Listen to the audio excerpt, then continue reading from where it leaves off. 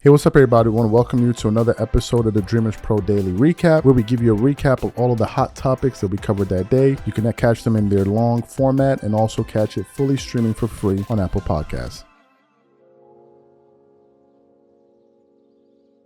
Let me get into this topic here. So, this is a continuation of one of the biggest stories right now in the NBA surrounding LeBron James and Ime Udoka. As you guys know, the Lakers recently beat the Houston Rockets, but that was really the side story. The main story out of that game was, a back and forth that LeBron James had with Ime Udoka, where basically we then later found out that Ime Udoka said, stop being, stop being a boy or something like that. And then LeBron, I guess, took exception to him using that word. And then Ime Udoka said a few other things to him on the sideline. Then they got hit with double text. Ime Udoka gets thrown out of the game. LeBron James gets his technical. Lakers go on to win the game. They asked LeBron about it at the end of the game. He said that they were just exchanging Thanksgiving pleasantries. So that was that. And then other people in media started to talk about it. Various people started to weigh in. Like Stephen A. Smith, Shannon Sharpe, Bayless, and others. So what happened? Yesterday on Undisputed, they were talking about this segment. And they were kind of weighing in. Keyshawn Johnson weighed in. Richard Sherman weighed in. Skip Bayless weighed in. And then, of course, as you guys know, Skip Bayless will never waste an opportunity to take a shot at LeBron James. So while they were talking, Skip then tried to turn the conversation into, well, no one would have ever done this to Michael Jordan ever. Skip tried to take it in that angle. And then it got towards the end of the soundbite where they were basically asking Skip, like, do you think LeBron is a B? You know what? And Skip refused to answer, like, and then Richard Sherman starts cracking up. So for those of you who were unaware of this interaction, want to play it for you now. And then we're going to come back and continue on the show. Take a listen to this exchange here yesterday on Undisputed Live. Take a listen to that.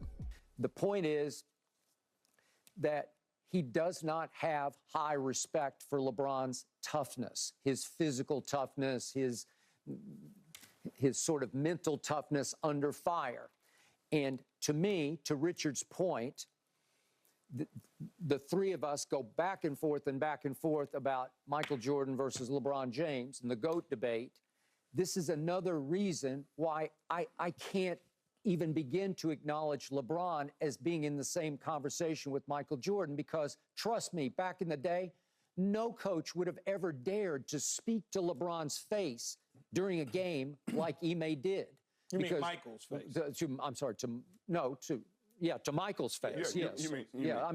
To Michael's face like this, because you all hell would be unleashed on you, because he might score 100 points on you. And if he didn't do it in that game, he'd score 200 the next game and 300 the next game, because you just didn't mess with him, because hell hath no fury like Michael Jordan unleashed on you. So the point was that I was shocked by it, but not surprised in the end, because that's how Ime feels about LeBron James. That's the way a number of people feel, but Ime, at age 46, still has some player left in him, maybe to a fault, to Richard's point, because he doesn't play. But he's like basically saying, if you want to go right now, let's go right now. And if you want to meet me in the dark alley after the game, I'll be there. And this is just me. If that ever ensued, not that I'm wishing for it or encouraging it. Don't even go there. Hey, Skip. well, I'm just saying my money would be on Ime. I'm taking LeBron. I'm taking Ime. I'm not. I'm gonna take an out of shape coach over a fit athlete. Are you crazy? Ime looks in pretty good shape to me. That's just me. He looks like a retired player, man. Is what he looks like. This, but I hear you, Skip. But he did play against him. Like you talking about a dude with very little to lose. You know what I mean? Like, that's why you sitting there like, LeBron, you walking over here like you're going, no, he can't do nothing. It's LeBron James. It's King James. Anything he does for you is a sully of his reputation. It's going to be a headline. It's going to be this. It's going to be that. You just talking to him like this makes news. So, yeah, you protect it, because he going to walk over there and regardless. Like, He got nothing to win in any kind of fight, any kind of confrontation. Anything he walks into is a lose-lose situation. So, yeah, you can sit there and talk to him. He walked up respectful. It looked like LeBron walked up respectful. He did. Hey, no, he was trying to tell him nicely, hey, don't use that word. We grown men. Yeah. I'm not trying to disrespect you. Don't disrespect me because I'm not out here disrespecting your players. I'm not calling them that. We playing the game. I thought it was a travel. I'm going to say it's a travel. Like, when you call stuff, do I say, hey, stop beat? Like, you know what I mean? But when you try to fake tough, I hate the fake tough stuff in sports because ain't nobody fighting out here. Ain't nobody fighting out here. You're not out here to fight. This is a basketball game. So shut up and coach basketball. Yeah, I don't know that Ime was trying to be fake tough, Richard. I don't think that was the case, nor do I think he was trying to antagonize LeBron to physically have a physical confrontation. That, you got to remember, much like Skip just said, maybe he is in the I used to play and I'm not that far removed from being on the court. Yeah. So it's still kind of in my DNA to approach it a certain way. I don't think LeBron wanted to fight, and I don't think Ime wanted to fight, just because they're grown men. You throw that B word out there. You throw that B word out there too many times. You know how many dudes on the court go back and forth calling each other names? Worse than that. Yeah, I know, but that's the word. Come on. That's worse the word than that you could, Skip. People do that worse than that. When you say that, you saying, hey, there's a chance we can get physical right now. That is true. See, when you go there, you're crossing a line. Yeah. I don't look at it that way. I just don't.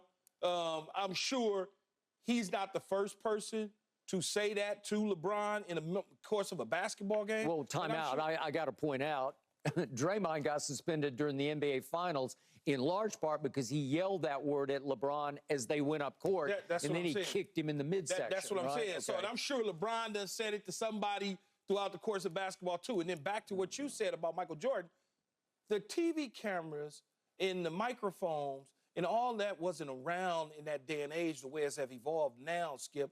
I could probably, without even factually knowing, could promise you that somebody done said that to Michael Jordan before. I will bet you not. Oh, God, stop. I will bet you the not. Detroit Pistons and them Michael high regard higher than you. Right. I hold him way at the top. I hope I hear from Michael today about anybody. Michael, would you please let me know today if anybody ever used the B word against you? You can't tell me the Pistons and Rodman and them dudes, when they was over there, wasn't saying things to him. That's the last word you want to use to him. Yo, I understand what you're saying. They weren't scared of him, Skip.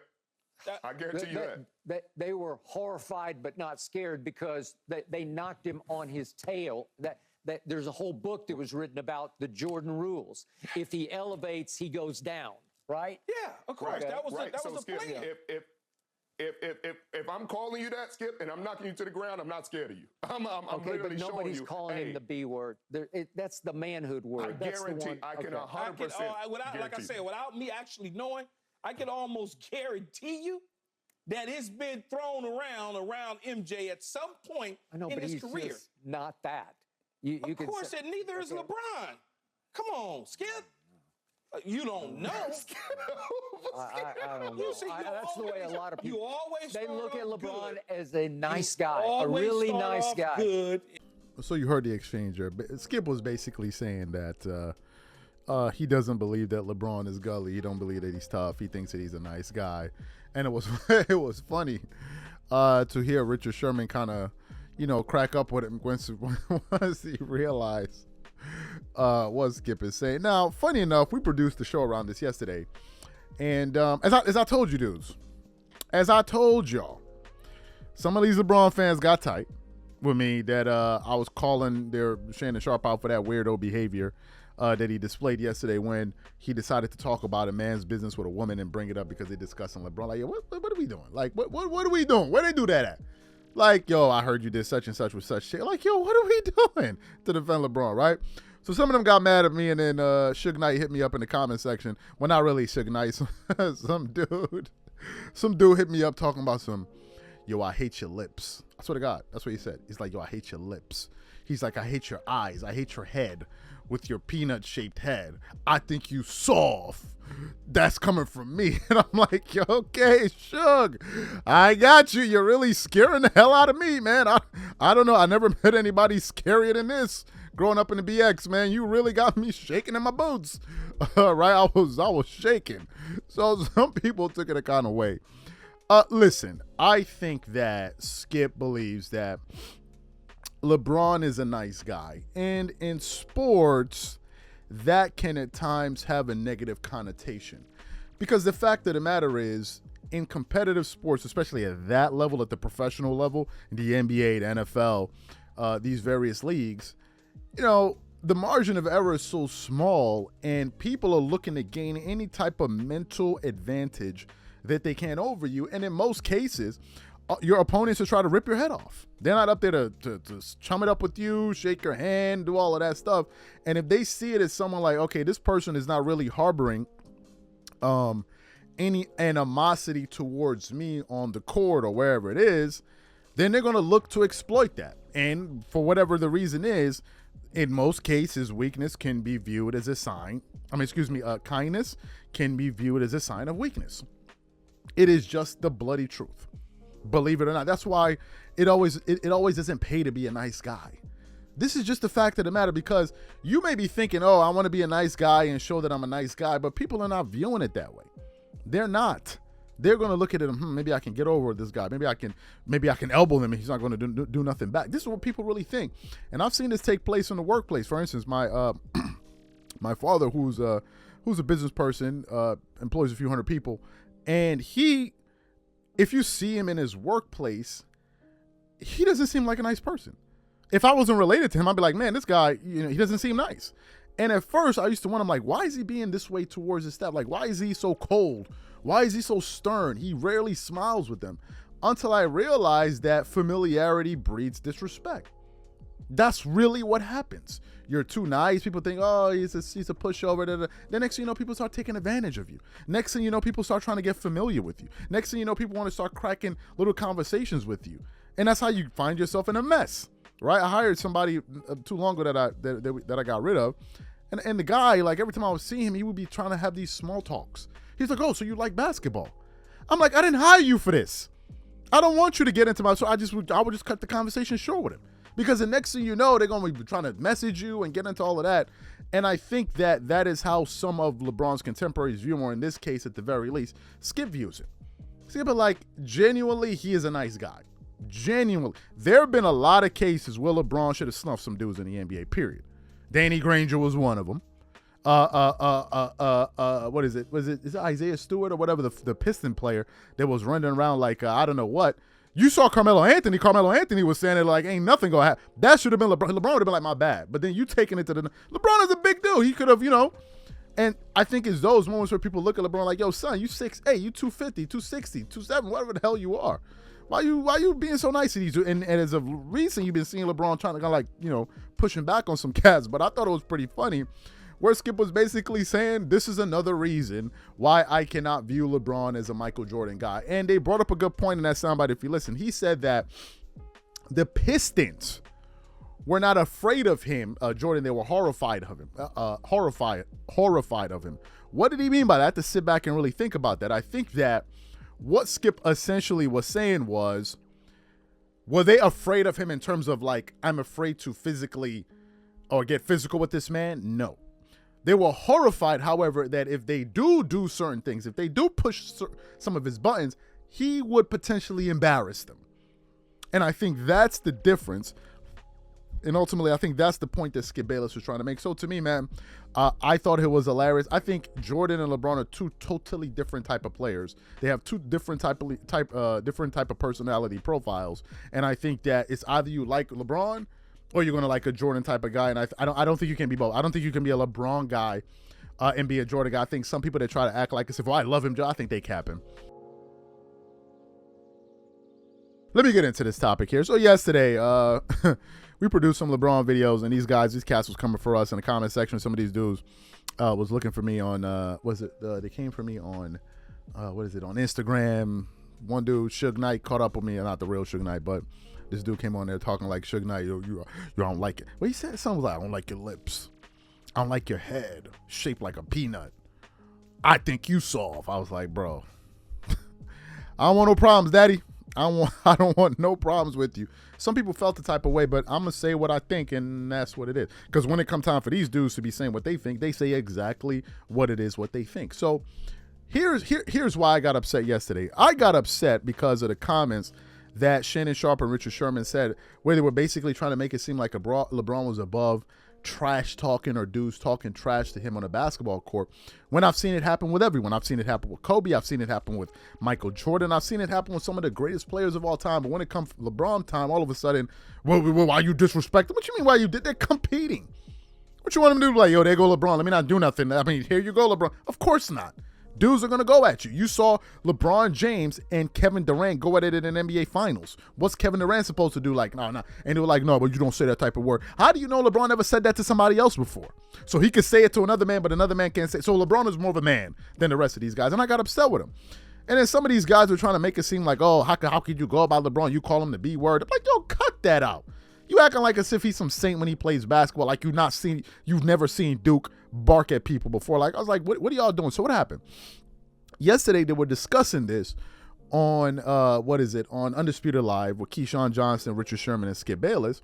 And I'm beginning to like something about Keyshawn Johnson, and I want to point it out. Keyshawn does something that I like, which is he doesn't twerk it up. As funny as that sounds. Now, for those of you new to the channel, like, yo, what do you mean twerking it up? Twerking it up, when we use it on this channel, essentially means that basically, you just pandering or always looking at, kiss up or some brown nosing and all of that. He doesn't do that. And in this particular instance, he didn't do that, because some of these guys, that's what they're going to do, right? They're going to go up there, they're going to twerk it up, spill their drinks all over people, throw ones at each other. But in this particular case, he didn't do that. Now, so what's the backdrop? They were discussing this back and forth. Richard Sherman was like, no, you got to watch the B word and blah, blah, blah, blah, blah. And Keyshawn was like, yo, hold up. First of all, LeBron is a grown-ass man. Number two, they're in the heat of competition. And this is something that gets said when guys are competing back and forth with one another. So why are you trying to make it seem like it's something that, oh my God, they call him the B word and it never happens, and oh my God, how dare you, we hurt his feelings. And I like the fact that he shut him down, because basically he was trying to turn LeBron into some victim when he's not. So for those of you who didn't hear it, we want to play it for you. But before we even get into that, this video is brought to you by our sponsor, SeatGeek. SeatGeek is the #1 rated ticketing app with over 28 million downloads. There are more than 70,000 events every single day on SeatGeek, including concerts, sports, festivals, and more. And with the NFL and NBA season in full swing, SeatGeek has your tickets to every game. Now, here's the best part and the reason I absolutely love SeatGeek. They put all the tickets across the web in one place to make sure you are getting a good deal. Each ticket is rated on a scale of 1 to 10. So look for the green dots. Green means good, red means bad. Every ticket is backed by the buyer's guarantee, and SeatGeek is the only site that lets you return your tickets ahead of the event. And we have great news for you, because we got you guys a really, really good deal. Use code DreamersPro for $20 off tickets at SeatGeek. That's $20 off your first purchase with promo code DreamersPro.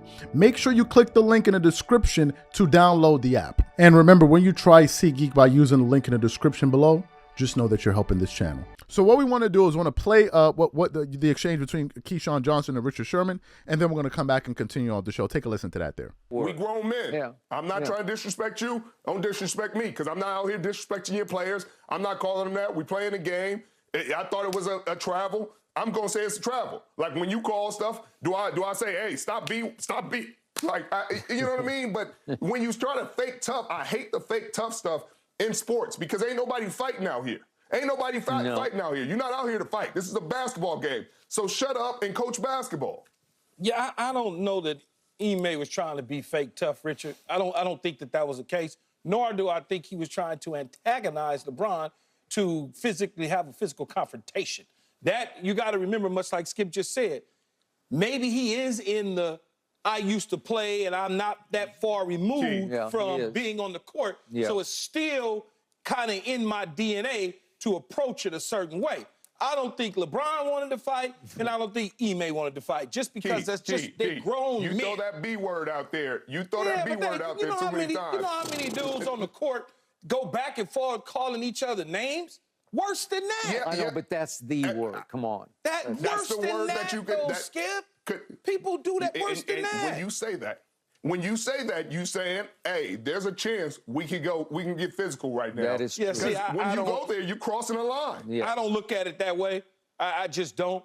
I'm sure he's not the first person to say that to LeBron in the course of a basketball game. Well, time out. Sure. I got to point out, Draymond got suspended during the NBA Finals in large part because he yelled that word at LeBron as they went up court, and then he kicked him in the midsection. That's what I'm saying. Okay. So, and I'm sure LeBron done said it to somebody throughout the course of basketball, too. And then back to what you said about Michael Jordan. So you heard what Keyshawn had to say. Let me tell you what I like about what Keyshawn had to say. And Keyshawn is a LeBron guy. I like the fact that Keyshawn is like, first of all, pull up your skirt. Like, stop. These are all grown men competing. This happens in the heat of competition. Let's not get that soft. Number one. Number two, LeBron ain't no saint on the court.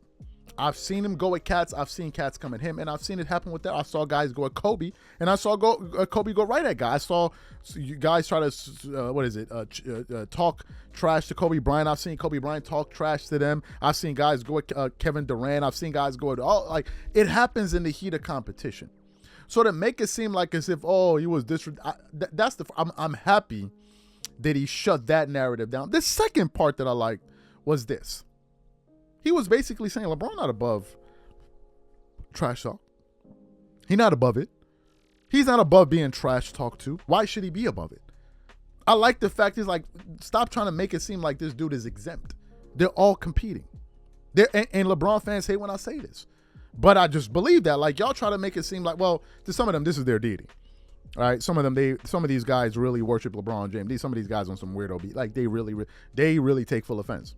Some of them will actually come at you hard body, if you mention anything about them. And oh, by the way, Suzette, I finally seen your Instagram, son. I finally seen it, son. So that's you. We finally get a chance to look at your full face. So that's what you look like with your you know what. I got you, Suzette. But anyway, people like Suzette and these people, they come at you. They make it personal. They've done it to me. Oh, you live in a hut. Oh, you do all of this. You do all of that. One of them even said, oh, you what is it? You use LeBron to make all of this money, but then I live in a hut. Which is it? Do I live in a hut? Or did we make all this money talking about? This is what they do. So to me, I'm happy that Keyshawn kept that energy. I don't believe anyone is above being trash talked to. I've heard various players. I heard Steven Jackson say, when Michael Jordan came into a practice after he had retired, and he was going at MJ. And that's Michael freaking Jordan. And Steven Jackson was like, I was going at Michael Jordan. So if they can talk trash to Jordan, you can't talk trash to LeBron? And you're making it seem like LeBron, has LeBron never spoken trash to somebody else? Please, let's stop trying to turn LeBron into a victim and somebody that they're attacking on a basketball court and, we need to look out for him. I don't even know why this is a big deal. And why you woofing at a coach? Like, what you going to, like, whatever, man. These are my thoughts. Whatever you guys think, please leave your thoughts and comments in the comment section. We catch you guys on the next show. You know, we're pretty disappointed that some of the big voices in sports media, the Shannon Sharpe, Stephen A. Smith, and others, have refused to touch this Josh Giddey story for whatever reason. They seem to be afraid of it. But whenever it comes to one frivolous conversation or the other, all of a sudden people want to discuss it. And today I was doing some research and I came across some pretty interesting information, and we're going to be reading from a number of sources today. And one of them is going to be from USA Today, which basically is saying that Gloria Allred represents family of minor at the center of the Josh Giddey investigation. But before we even get into this video is brought to you by sponsor SeatGeek. SeatGeek is the #1 rated ticketing app with over 28 million downloads. There are more than 70,000 events every single day on SeatGeek, including concerts, sports, festivals, and more. And with the NFL and NBA season in full swing, SeatGeek has your tickets to every game. Now, here's the best part and the reason I absolutely love SeatGeek. They put all the tickets across the web in one place to make sure you are getting a good deal. Each ticket is rated on a scale of 1 to 10. So look for the green dots Green means good, red means bad. Every ticket is backed by the buyer's guarantee, and SeatGeek is the only site that lets you return your tickets ahead of the event. And we have great news for you because we got you guys a really, really good deal. Use code DreamersPro for $20 off tickets at SeatGeek. That's $20 off your first purchase with promo code DreamersPro. Make sure you click the link in the description to download the app. And remember, when you try SeatGeek by using the link in the description below, just know that you're helping this channel. So let me get into this article here. I just want to read a little bit of it. It continues on to say, renowned California-based attorney Gloria Allred confirmed via email that she is representing the family of the minor with whom Oklahoma City Thunder guard Josh Giddey allegedly may have had an improper relationship. Allred, whose law firm has represented hundreds of people in sexual assault, domestic violence, and discrimination cases, had no further comment. On November 24th, the NBA acknowledged it was looking into those allegations after a post on social media just before Thanksgiving showed Giddey with the female in photos and video. Last week, the Newport Beach Police Department said it was aware of the information being circulated online involving an alleged relationship between professional basketball player Josh Giddey and a female minor. The Newport Beach Police Department is actively seeking additional information related to these allegations and pursuing all leads and evidence to obtain the facts of the case. The Newport Beach Police Department aims to ensure a fair and thorough investigation process while maintaining the privacy and dignity of everyone involved. I want to get into the quick backstory of who Gloria Allred is for some of the people who may be unaware. And I want to quickly read here, what is it? from a Guardian, the Guardian article. It says, Gloria Allred's 10 most high-profile legal cases and scandals. And it continues on. The news that celebrity lawyer Gloria Allred is now representing Ivanka Bryant, the former girlfriend of accused Miami face-eating cannibal Rudy, is perhaps the least strange event in the shocking story. The article then goes to say, here are 10 of the strangest and most high-profile cases she has been involved in. The O.J. Simpson trial, Dodi Fayed, the Scott Peterson trial, the Scary Spice trial, Britney Spears bodyguard, the Tiger Woods scandal, and now we have the Josh Giddey situation. So this is a pretty serious lawyer, and she's been involved with some very high profile cases. And to me, it's one of the reasons why I am still stunned by the fact that people like Stephen A. Smith have refused, and when I say refused to touch on this story. So what we want to do is want to play exactly what Stephen A. Smith had to say about the reasons he had decided not to cover this story, and then we're going to continue on with the show. Take a listen to what Stephen A. Smith had to say here. Another item I wanted to get to was something significantly more sensitive than what I just finished talking about. And that is the case involving Josh Giddey of the Oklahoma City Thunder. Now, let me say this to all of y'all out there who've been clamoring for me to touch on this subject. Y'all getting on my last damn nerves. Could you try to be responsible? Could you try? That's all I'm asking. What you want Stephen A. to say? Oh, man, where you at, Stephen A.? If this was a brother... Wait a minute. If it was a brother, I would have treated it with the same level of sensitivity. This man, Josh Giddey, is currently being investigated by the National Basketball Association, the NBA, over allegations that he was having a relationship with a minor. We don't know who she was. We don't know how old she was. He's 21. We don't know how old she is. We don't know anything. We know there's an investigation going on. That's all we know. We don't know anything else. You know why Stephen A. hasn't said anything? Because you could get sued, idiots. You don't just go out there running your damn mouth over something this serious. A fight that took place on a basketball court, sure. Allegations where the alleged victim is identified, sure. Where the specification of the crime is illuminated, sure. But this clamoring to comment about something with no information, no definitive facts, you can't do it. You can do it on social media with your troll ass selves. You can do it then. because you don't have any real accountability. But why don't you try using your social media accounts and going to Josh Giddey and flat out accusing him and stating it as a point of fact? Make sure you give him your name and address too, because he probably could sue you. You have to wait and see. We don't have all the information. We don't even have the specific allegations in terms of its depth. Again, we don't know how old she is. When you say a minor, what do you mean? Are we talking 16? Are we talking 14? Are we talking 12? What are we talking about? Is she 17, about to turn 18 in a month? But got parents that are pissed off because she was messing with an NBA player? We don't know. There are a whole bunch of things going on. I don't know. I have no clue.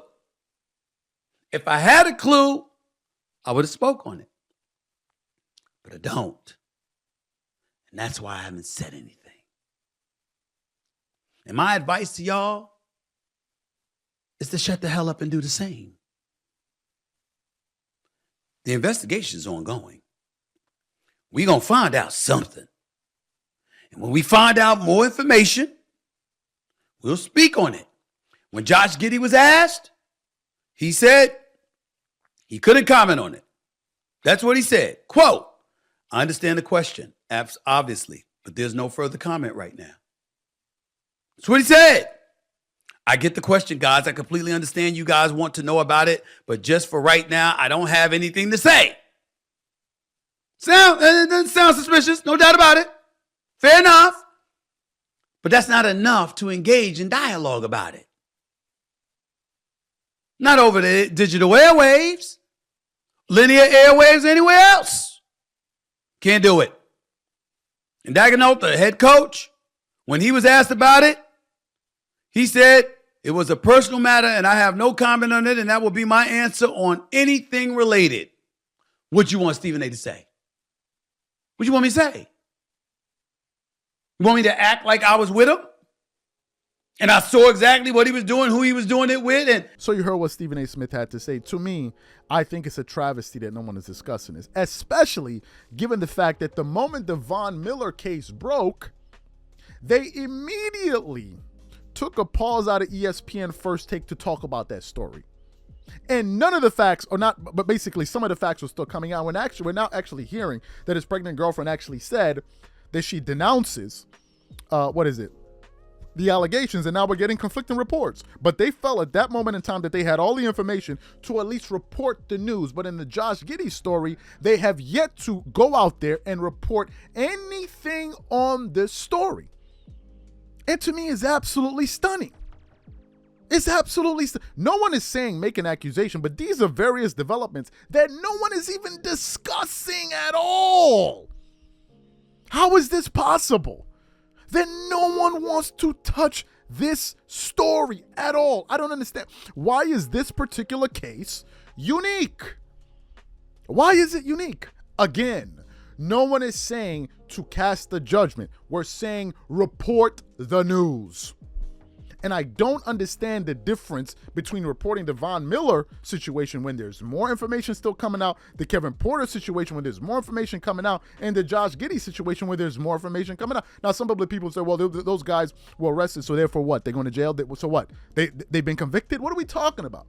Why are we making all of these concessions when we want to? But in other cases, we're coming up to make, we can come up with examples when we're ready to attack people. I don't understand it. All I'm asking for is for these people to cover it. And what's going to happen is, as time goes on and other issues arise in the future, I am going to take these people less seriously. Because y'all are picking and choosing now. We've covered Kyrie stories, a lot of stories pertaining to the NBA. We covered Brett Favre. Now we're covering this one. So I don't understand it. We're not trying to be, picking and choosing. We're talking about anything. I mean, everything that pertains or at least related to the content that we produce. So to me, man, I don't understand it. It's a shame. It's a shame because people are not being informed of the real information. But let it be one stupid topic. The Dwight Howard story got more coverage than this. Think about that for a second. The Dwight Howard scandal got more coverage than this.